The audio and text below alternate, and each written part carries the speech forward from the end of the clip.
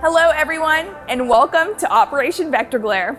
I'm Camille Salazar-Hadaway, your host once again for the season reveal. And we've got a great one for you today. We're kicking it off with creative director Alexander Karapazis, who's here to give you a roadmap update, tell us what the season is all about, and dig deeper into the Wolfguard Squad teaser.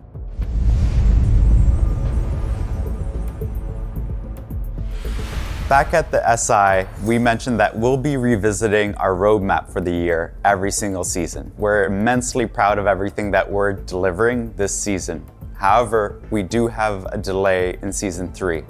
We released Emerald Plains, and we're really happy with the reception that that map has received. That means that we want to build on that momentum and be more ambitious for our next map. So Singapore will move from season 3 to season 4, where we can give it more time and more love to be a bigger, bolder new map than you've ever seen before in Siege. So the vision of the season for Operation Vector Glare is a big one for us. We're introducing a new operator, Sens, and they're coming with a new weapon to the game as well as an amazing ability. We're also introducing a new team deathmatch map. This is a new space where players can jump in and warm up. On top of all of this too, we're introducing the shooting range, where you can jump in, test recoil, test your weapon loadout, and have a lot of fun. We talked about squads in Rainbow Six Siege, both as a narrative tool for us to tell new stories about our operators in the field, and as a way of explaining the kind of segmentation that Rainbow Six is experiencing right now, with Nighthaven leaving, Rainbow Six proper, and Harry splitting up all of the operators into each individual squads. We're introducing Wolfguard this season with our new operator Sens. And you saw a bit of a teaser just the other day about this new squad. This is led by the captain Duck, and Sens is joining the squad as well as a couple of other operators from the game. This is important for us because now we can tell stories about these operators in the field, and you'll see more of that at the start of the season. This doesn't affect gameplay, but it's a new way for us to tell the stories of these operators, how they work together, and how they struggle against real-life missions. You'll be experiencing more of their story at the start of Season 2 Vector Glare. Now, let's get a sneak peek of some Vector Glare gameplay, courtesy of Chris Waters and the Ubisoft News team. There's a lot of power in lines of sight in Rainbow Six Siege, but what if you were watching an angle and all of a sudden you saw this? Would you shoot it? Melee it? Approach it slowly and try to walk through it? Oh, don't do it! No, don't worry about it. It can't hurt you. It's a wall made of light, created by the ROU projector system, and you have Sens to thank for it. Sens is the new attacker, arriving with Operation Vector Glare.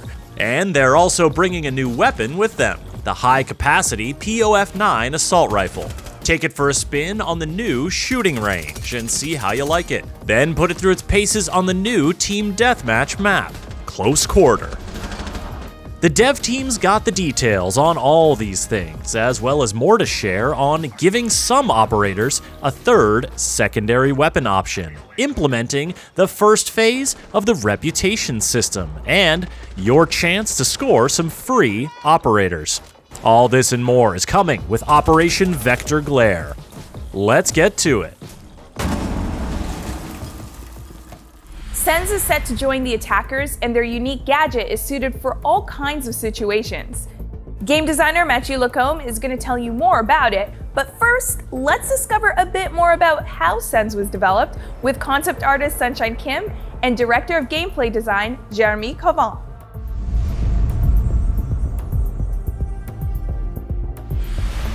Sens is a very joyful person. They love music. Music is a big part of their life. We wanted to bring that bright personality of Sens into the design. We explored different hairstyles and different facial features to really capture that shining personality of Sens. So in the mask, when Sens is in the mask, they look fierce, but The person under the mask is someone lovely, someone musical, someone very bright. We wanted to create that differences between two sides of Sens.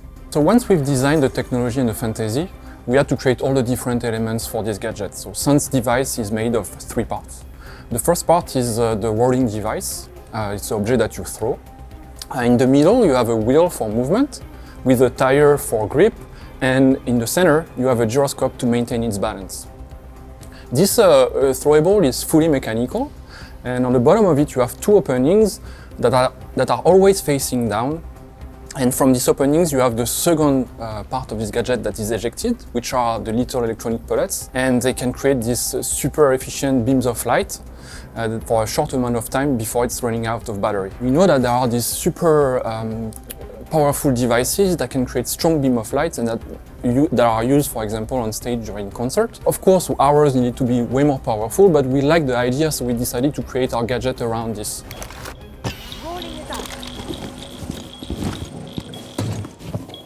So Sens is a 3L'd 1-speed attacker that is coming up with Vector Glare. Sens gadget is the ROU projector, which stands for the Rolling Obstructive Utility.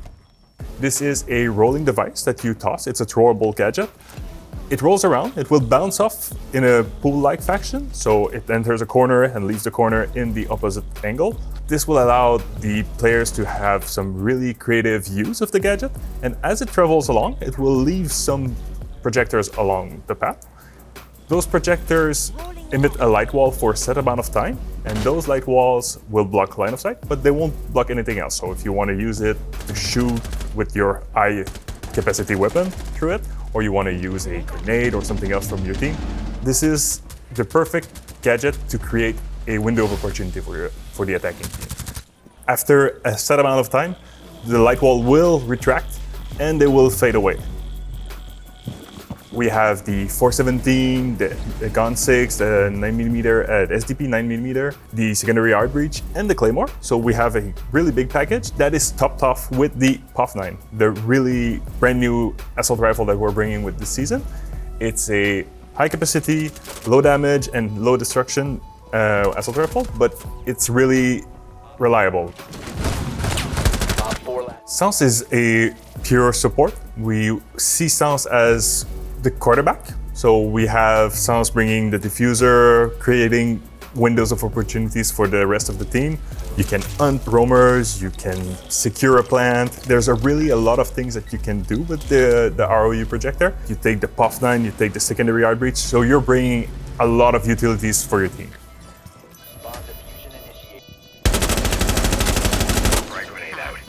As much as the ROU is a very flexible tool for the attackers, we have some ways for the defenders to counter this gadget. You have multiple ways, either active or passively.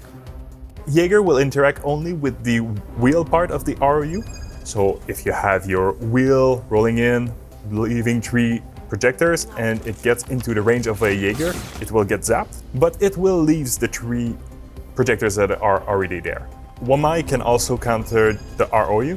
The magnet will catch the wheel. It will stop the wheel from doing its thing. It will then release it with a new direction, and a lot of chaos will happen from there.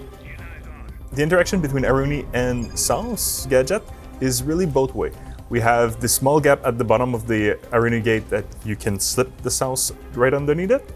But if Sens tosses it in the middle of it, well, it will get destroyed. When we talk about some passive counters to Sens, we have Mute. The jammers are there, they're doing their stuff. It will not stop the wheel, but it will stop any projectors from creating their lights.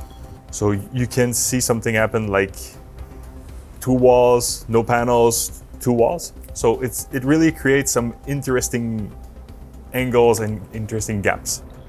We have Warden that can use the glass and see through the light walls. So this creates a reverse situation where Sens is in danger while Warden is really like on the hunt. Last stop standing.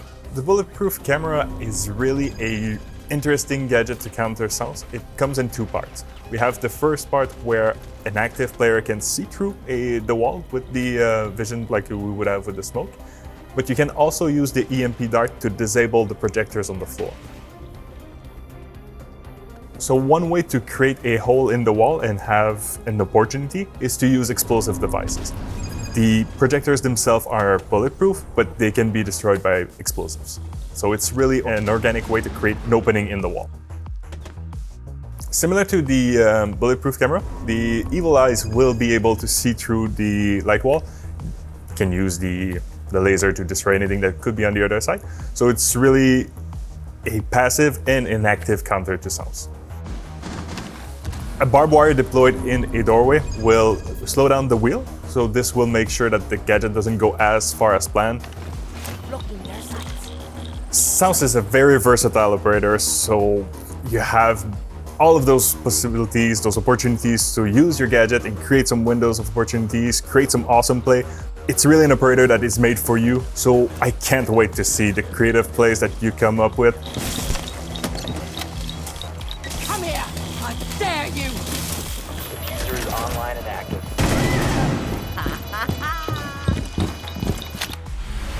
Season 1 delivered a new way to get warmed up with Team Deathmatch, and Vector Glare is introducing a new TDM map set in Greece. Senior level designer Jeremy Dowsett is here to give you a tour.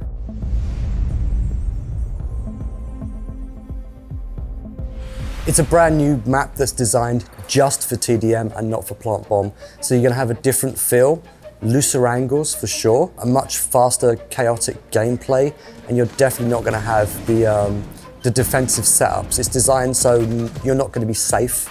You know, there's a few little places you can go hide, but you're gonna get found out very quickly and people are gonna hunt you down. So it's fast, it's chaotic, it's definitely a different feel from any of the other TDM maps or anything that we've actually put TDM out in so far. In the world of Rainbow, this is a training facility. And so the whole thing is designed to be modular, and you'll see that in the art style, there's lots of little hooks for cranes to pick up sections of the map and walls. In the fantasy it can be changed into anything else very, very quickly. There's a lot of time and effort and thought that actually went into the color coding. The stairs have solid color. So you've got 4 sets of stairs that are fully color coded, and every room has a very simple thematic within it. So it's very clean, it's very simple. You know, you can tell a kitchen's a kitchen. It'll have kitchen on the wall, armory will have, you know, most of the major rooms will actually have words on them. So when you go through and you're spawning and you're running around, you can orientate yourself very quickly to know which way you're going. And with the main path, or the main paths, the circular path and the path up the center, it's always easy to get from the ground floor to the top floor. So it's super easy to navigate. You're always very close to a set of steps. There's a lot of destruction. There's see-through floors. You can actually see from the first floor through. You know, breakable floors. Everyone's got impact grenades. And as the walls break, then you have more angles and more lines of sight. And it was hard to kind of break my usual workflow to actually go, actually no, this line of sight is fine. Rather than trying to constrain it like we do in a competitive map, just being a little bit more free with the angles is actually quite rewarding and quite different. It's a lot of fun. It's chaos, but it's a lot of fun.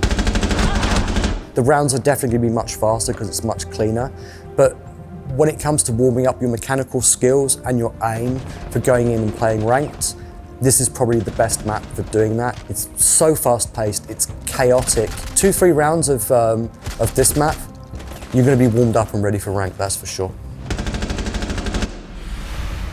During the Year 7 reveal panel in February, Emmanuel Larive from the Player Behavior Cell laid out some important measures in our fight against toxicity.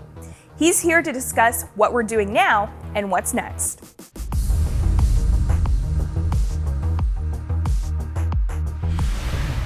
As announced on the previous 6 Invitational, we are beginning the rollout of the reputation system.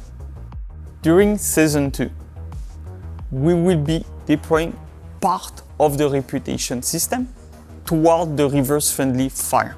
The goal of the reputation penalties towards reverse-friendly fire is to catch the recidivist and the top offender that are abusing the friendly fire to be malicious to other players. The goal of it is not to catch people that are doing mistake. It's having a match without those top offenders abusing the friendly fire in order to be malicious.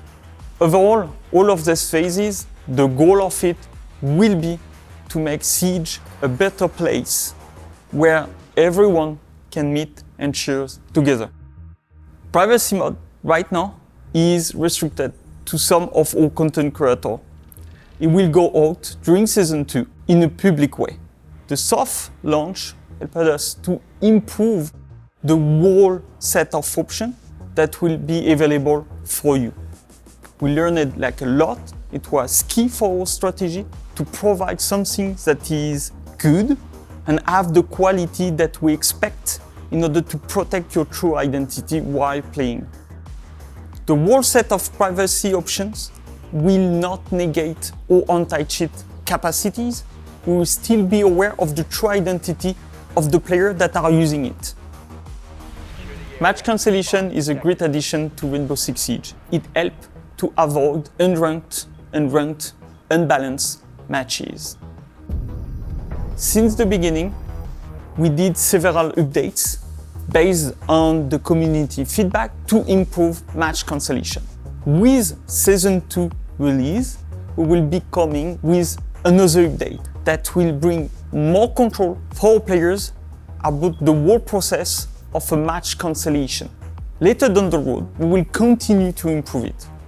The goal of this update is to give more visibility to everyone so they have a better control of the match cancellation process, but also of the context of it. And of course, we will also reduce any abuses related to this initiative, and we will continue to monitor it and improve it. We're always looking at ways to help you improve at Siege. And this season, you will get your hands on the shooting range that you can use to practice your skills and test weapon recoil, as well as in-game operator guides that will allow players to expand their knowledge. Here's Assistant Game Director Christopher Budgeon with all the details.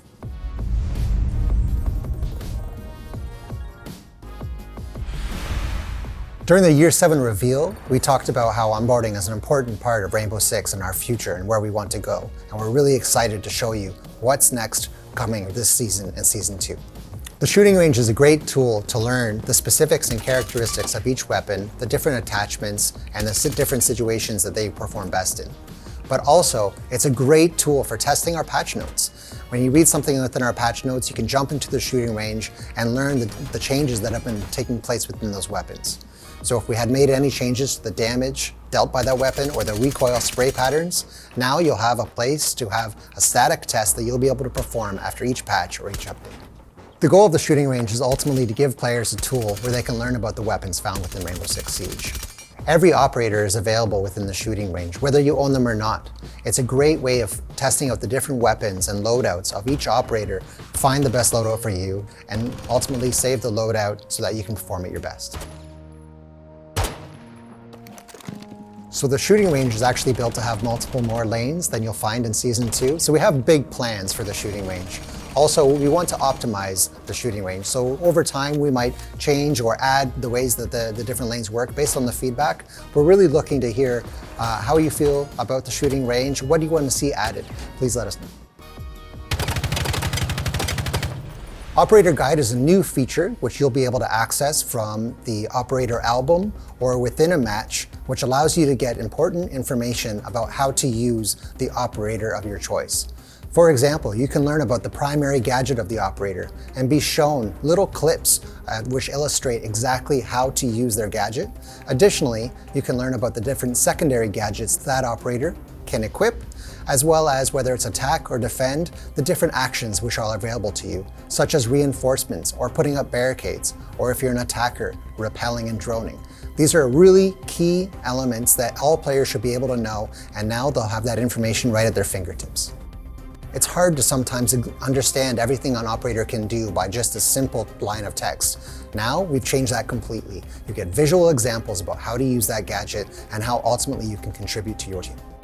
The operator guide is ultimately geared towards new players, but it's a great asset to returning players as well. We see a lot of value for keeping this up to date and making sure that it has the most latest information, whether it's changes that are coming in patches or new operators that are added to the game. But in Season 2, you're going to see very clearly the basics of each operator and how to use their gadgets. 2 gameplay updates coming in Vector Glare are aimed at giving players more flexibility. One has to do with secondary weapons, the other concerns visual effects. Back to talk us through these changes is game designer Matthew Lacombe.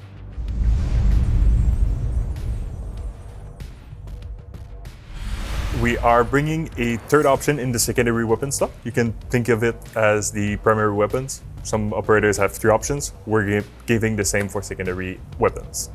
This will bring back options that were previously lost because we had it a Gun 6, we had it a SMG or a shotgun. So this is bringing back options for the players. We have a lot of them.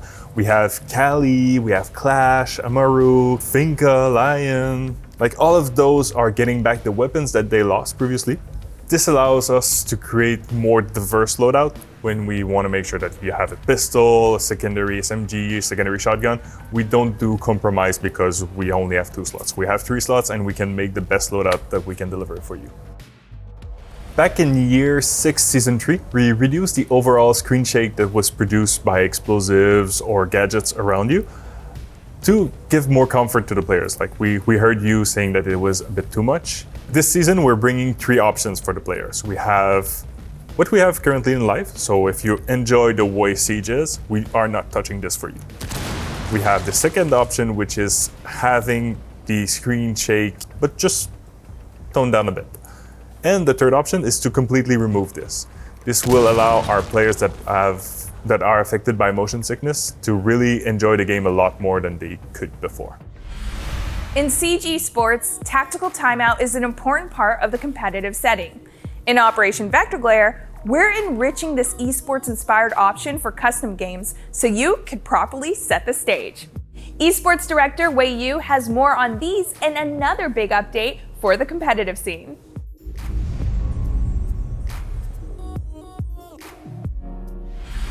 For those that don't know, we currently have an operator quarantine time for our esports competition. That means when a new operator is released into the game, it takes up to 3 months before they're integrated into the top level of play in our esports programs.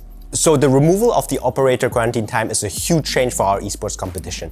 I think it has been over 3 years that this has been in place, and we're now removing it because it really is a testament to our balancing teams, our game designer teams. We feel that our operators are now ready from the start to be integrated in the highest level of competition. For the professional players, it means they have to adapt faster to the new meta. The new operators are being released into the competition as soon as they are on the live servers, which gives our pro players less time to adapt, but it also means at the same time that the teams that are quicker to adapt have a competitive advantage. On the other side, we have, of course, our players and viewers. For them, it means that as soon as the operators are being released, they are played at the highest level, and you can see the full potential of said operators being played in our leagues across the world. So the tactical timeout feature is designed for custom games, first of all. It allows players to pause the game for a short amount of time to rediscuss tactics and to realign their approach. It also helps them to potentially take out the wind from the sails of their opponents. In the new scenario or in the new feature, players can directly do this from the menu of the game, but it can also be triggered by the observer or the coach. So the tactical timeout feature is a quality of life change for our esports players, as they will be able to trigger this timeout the same way, no matter if they're playing online or offline. It also means it's easier for the viewers to follow, as it's a unified approach for both LAN and online tournaments. Playing with friends is a lot of fun, and there has never been a better time to bring them to Siege than now. Christopher Budgeon is back to let you know about a new program that rewards both you and your friends.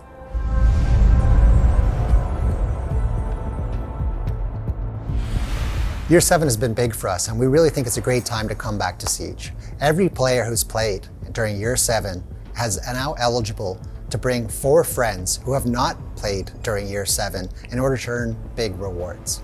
For every friend that you bring back and play 5 matches with, you'll be getting a new Year 6 operator and a pack that you'll be able to open, as well as some fallback rewards if you already have those operators. Additionally, there's new 3D animated skins that will be delivered to the players as well. A great way to do this: invite 4 friends, get a 5 stack going, and you can play any game mode to play 5 matches in order to get those rewards. It doesn't matter which mode you play, whether that be TDM, ranked, quick match, or event. For each one of those friends, play 5 matches to unlock the rewards. Both the person who's been invited will earn a reward, as well as the referring player. For players who are coming back to Siege, having not played in Year 7, they get to be given a Year 4 or Year 5 operator into their roster. And of course, there's backup rewards if you have all of those operators. Additionally, after coming back and played the 5 matches with the player who brought you back, you'll now be eligible to invite 4 other friends and earn the referring rewards as well. Before we wrap things up, as usual, you can experience Operation Vector Glare on our season test servers starting on May 24th. But wait, there's more. If you like playing as Echo, Obana, or if you're a fan of the Yakuza games, here's an exclusive bundle for you. Enjoy.